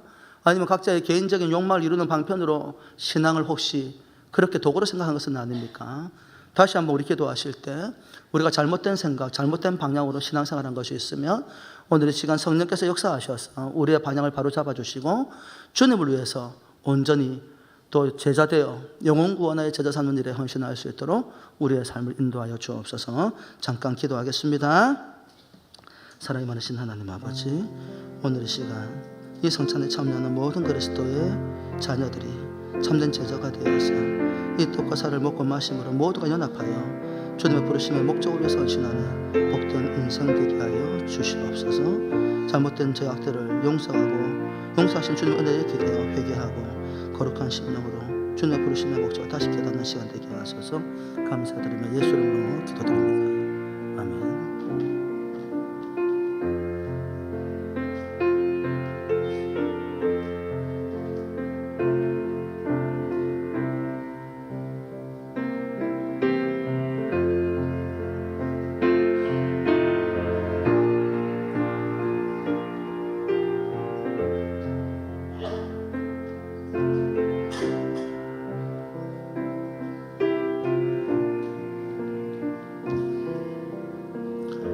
주님의 거룩한 제정한 명령 그리고 복되신 우리 구주 예수 그리스도께서 행하신 모범을 따라 저는 이 떡을 취하여 축사하고 떼어 여러분에게 나누어 주고자 합니다.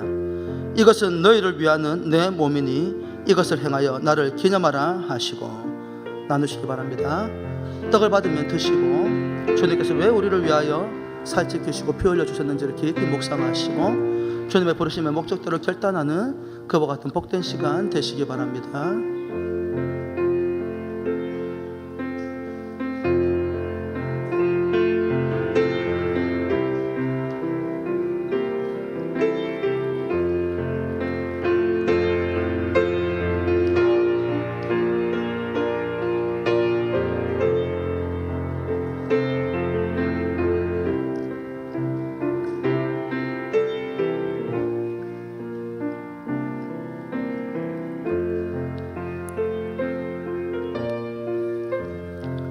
예수께서 이르시되 나는 생명의 떡이니 내게 오는 자는 결코 줄이지 아니할 터이요 나를 믿는 자는 영원히 목마르지 아니하리라. 내가 곧 생명의 떡이니라. 너희 조상들은 광야에서 만나를 먹었어도 죽었거니와 이는 하늘에서 내려오는 떡이니 사람으로 하여금 먹고 죽지 아니하게 하는 것이니라. 나는 하늘에서 내려온 살아있는 떡이니 사람이 이 떡을 먹으면 영생하리라. 내가 줄 떡은 곧 세상의 생명을 위한 내 살이니라 하시니라. 주님께서 저와 여러분들을 구원하시고 세상의 복음을 통하여 많은 영혼들을 구원하시기 위해서 살 지켜주셨습니다. 주님이 왜 나를 위하여 이 살을 지켜주셨는지 깊이 묵상하며 다시 헌신을 결단하는 시간 되시기 바랍니다.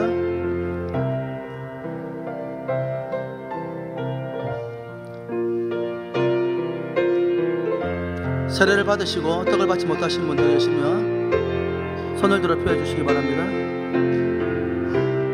뒤쪽에 있는 분들 다 받으셨습니까?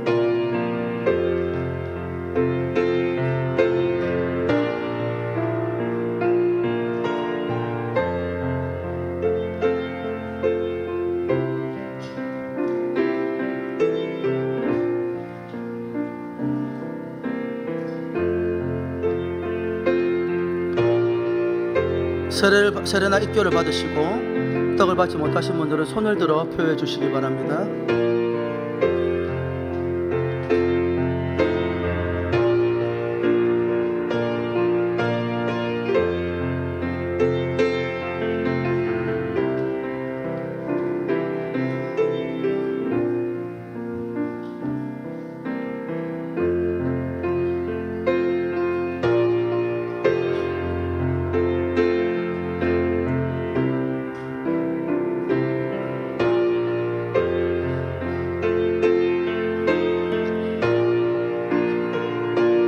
저 뒤쪽에 아직 못 받으신 분들 계십니다. 손을 들어 표하고 계시면 전달해 드리겠습니다.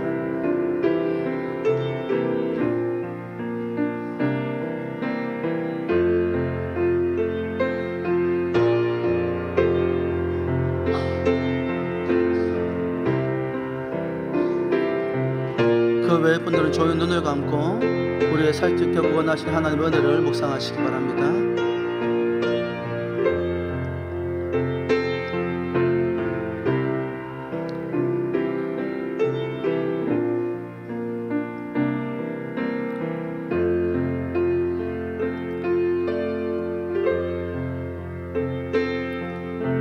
한 번 더 여쭤봅니다. 세례나 입교를 받으시고 떡을 받지 못하신 분들은 손을 들어 표해 주시기 바랍니다. 다 받으셨습니까? 예, 다 받으셨습니다.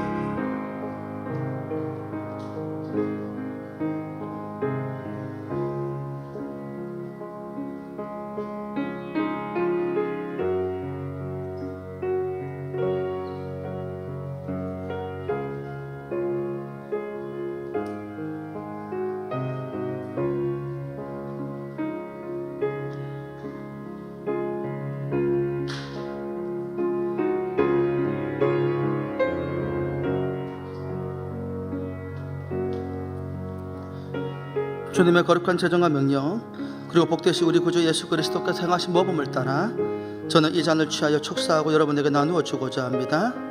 이 잔은 그리스도의 피로 세운 새 언약이니 이는 죄사함을 얻게 하려고 많은 사람을 위해 흘리신 것이라. 너희가 이것을 다 받아 마시라.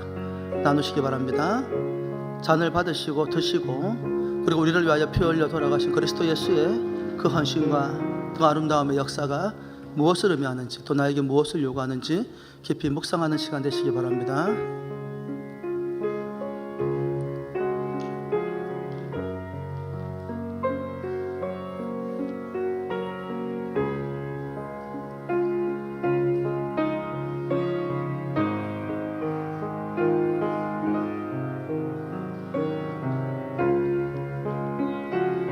식후에 또한 그와 같이 잔을 가지시고 이르시되 이 잔은 내 피로 세운 새 언약이니 이것을 행하여 마실 때마다 나를 기념하라 하셨으니 주님께서 주님이 다시 오시는 그날까지 우리를 위하여 살찌키시고 피 흘려주신 그 목적이 무엇인지를 깊이 되새기고 부르심의 목적대로 예수 그리스도의 복음을 전하는 삶을 살라, 그렇게 말씀해 주셨습니다. 오늘 이 시간 이 성찬을 통하여 나를 구원하시고 제자 삼으신 그 주님의 부르심의 목적대로 헌신을 다짐하는 복된 시간 되시기 바랍니다.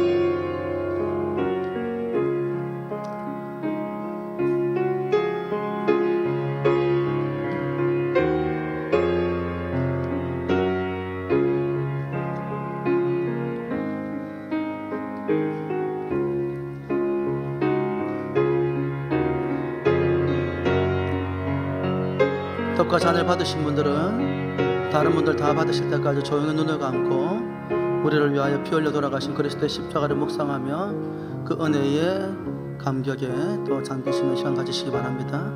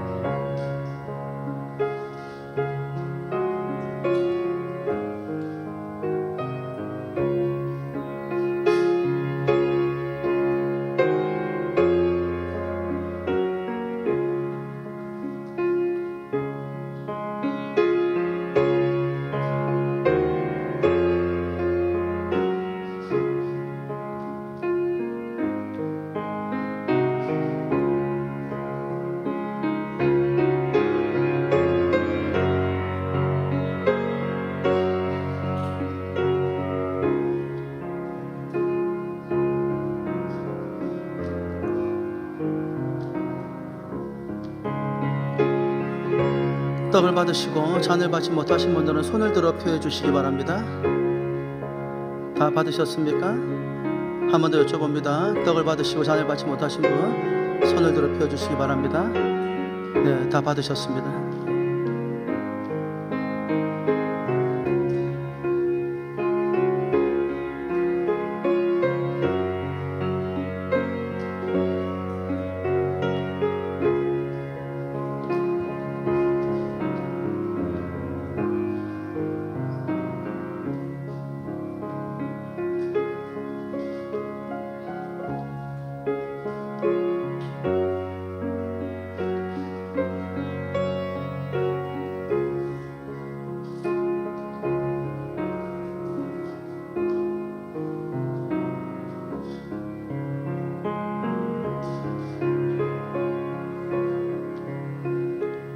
기도하겠습니다. 살아계신 하나님 아버지, 주님의 거룩한 성찬을 통하여 예수 그리스도 살과 피로 우리 모두가 연합하게 하시고 우리를 부르신 목적 제자가 되어 주님 오시는 그날까지 우리를 위하여 살찌키시고 피 흘리신 예수 그리스도의 복음을 전하는 삶을, 사명을 다시 한번 돌아보게 하시니 감사합니다. 우리 모두가 그 아름다운 사명에 헌신함으로 주님의 제자됨으로 인하여 주님께로부터 사랑받고 축복받는 복된 인생 되게 하여 주옵소서. 우리 은한교회 공동체가 되게 하여 주옵소서. 감사드리며 예수 이름으로 기도드리옵나이다. 아멘. 위원들은 정리해 주시고요. 찬송가 354장 찬양하시면서 주신 말씀과 또 성찬의 기쁨으로 준비하신 예물을 하나님께 드리겠습니다. 우리 박수치며 찬양합시다.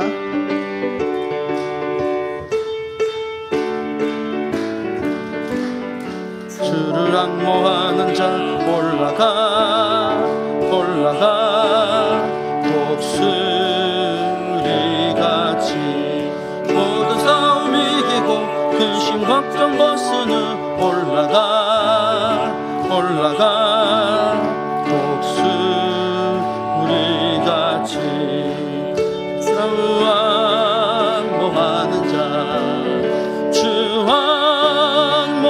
모하는 자, 주 모하는 자, 늘 강건하리라. 주를 앙모하는 자 올라가 걸어가 보다지 않네. 이른 양떼를 두루 찾아다니며 걸어가 보다지 않네. 주와 모하는 자, 주와 모하는 자, 주와 모하는 자, 늘 강건하리라.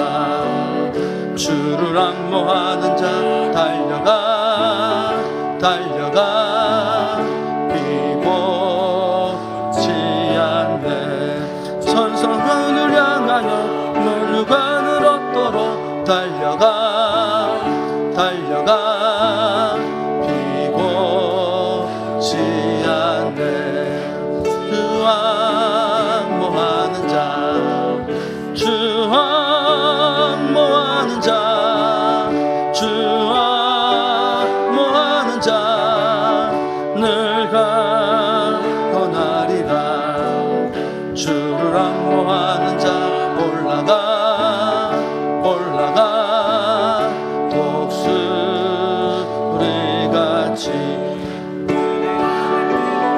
주의 영광 보리라. 올라가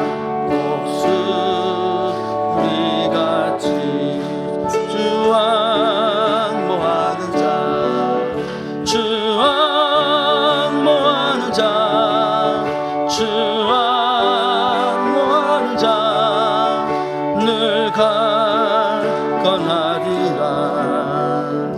아멘.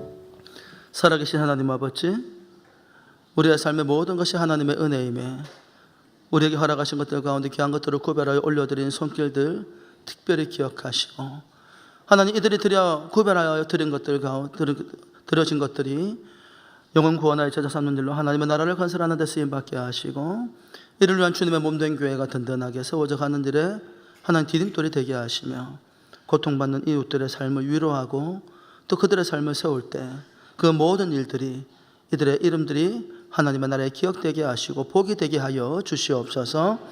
드리지 못한 이들이 있습니다. 하나님 기억하시고 참된 믿음과 넉넉한 형편 주셔서 기쁨과 감사함으로 영혼 구원하여 제자 삼는 일을 위해 헌신하는 복된 삶이 되게 하여 주옵소서. 감사드리며 예수 이름으로 기도드리옵나이다. 아멘. 이 시간 다 함께 일어서셔서 주님께서 우리를 구원하신 그 거룩하신 또 목적에 우리의 삶을 또 맡기십시다. 우리를 구원하신 목적이 무엇입니까? 그리스도의 제자를 삼기 위해서가 아닙니까? 그러나 예수님을 만났지만 한 발짝도 앞으로 나아가지 못하고 현실에 안주하고 있는 그리스도인들, 성도들이 있습니까?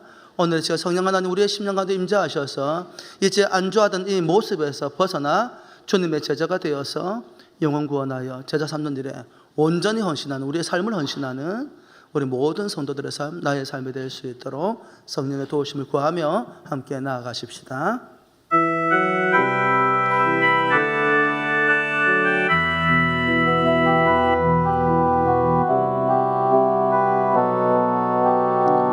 성령 하나님, 성령 하나님, 나를 만지소서.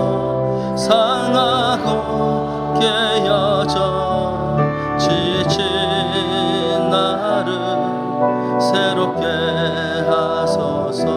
성령의 바람 시들은 내어 살리소서. 성령 하나님, 성령 하나님, 이 땅 고치소서. 죄악의 어둠 속 헤매는 우리 태워주소서.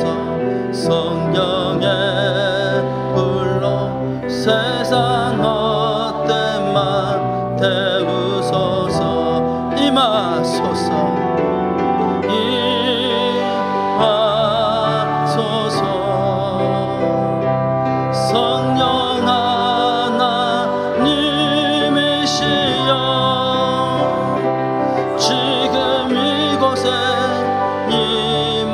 임하소서. 바람처럼 불처럼 성령이여 임하소서. 임하소서. 임하소서. 성령 하나님이시여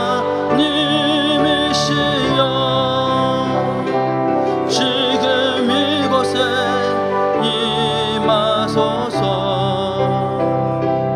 바람처럼 불처럼 성령이여 임하소서. 성령이여 성령이여 임하소서. 성령이여 임하소서. 살아계신 성령 하나님, 오늘 심령마다 임재하여 주시어서 예수님을 만났고 예수를 믿지만 한 발짝도 주님을 위해서 헌신하지 못하는 영혼 구원의 제자 삼는 일을 위하여서 자신의 삶을 내려놓지 않는 그와 같은 인생들을 만져주시고 회복하시고 치료하셔서 주님의 부르심의 목적대로 제자의 삶을 위해서 제자의 삶으로 헌신하는 복된 인생 되게 하여 주시옵소서. 그와 같은 삶을 위하여서 이들의 인생 가운데 고난과 고통, 삶의 문제들을 만지시고 치료하시고 회복시켜 주시옵소서. 주님의 제자의 삶을 잘 감당할 수 있도록 은혜를 더하여 주시옵소서. 부족한 종에게 아무 능력이 없사오나 살아계신 예수 그리스도 이름으로 간구합니다. 은과 금은 내게 없거니와 내게 있는 것으로 내게 주노니 곧 나사렛 예수 그리스도 이름으로 명하노라. 모든 육체의 질병들은 떠나갈지어다. 치유되고 회복될지어다. 나사렛 예수 그리스도 이름으로 명하노라. 이들의 마음을 근심과 걱정, 염려와 두려움으로 가득차게 만드는 모든 문제들은 회복되고 치유되고 새롭게 될지어다. 여전히 이들의 영적인 자유를 속박하려는 사단의 권세와 악한 영들은 예수 이름으로 물러갈지어다. 오직 성령 충만 말씀 충만하여서 주님의 부르심의 목적대로 제자의 삶을 살아갈 때 이들의 삶이 복이 되게 하시고 가정이 복이 되게 하시고 몸된 교회가 하나님께 영광 되게 하여 주시옵소서. 감사드리며 예수 이름으로 기도드리옵나이다. 아멘. 지금은 우리 주 예수 그리스도의 은혜와 하나님의 무한하신 사랑과 성령 하나님의 감화감동 교통하심이 이제 예수님을 만났지만 현실에 안주하고 머물러 있는 삶에서 주님의 제자가 되어 영혼 구원하여 제자 삼는 일로 헌신하기를 결단하는 모든 성도들 위에와 이들의 가정과 기업터 위에 몸된 교회 위에 오늘 함께 예배드린 모든 믿음의 권속들 위에 지금부터 영원토록 항상 함께 있을지어다. 아멘.